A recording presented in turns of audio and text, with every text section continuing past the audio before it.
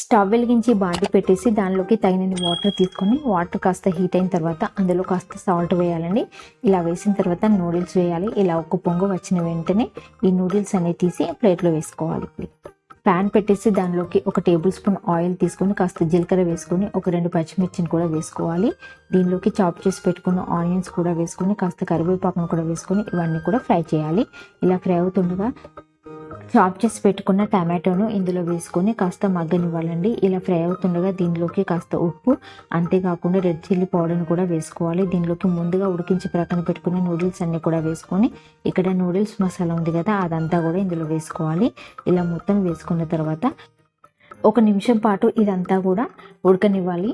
ఇలా 1 మినిట్ తర్వాత stove off చేయాలి. ఇప్పుడు కావాలంటే కాస్త నిమ్మరసాన్ని యాడ్ చేసుకోండి. టేస్ట్ అనేది చాలా బాగుంటుంది. ఇలా వేడివేడిగా సర్వ్ చేసుకోండి. ఈ వీడియో నచ్చితే లైక్ చేయండి, షేర్ చేయండి. అంతేకాకుండా ఈ ఛానల్ని సబ్స్క్రైబ్ చేసుకోవడం మర్చిపోవద్దు. Thank you.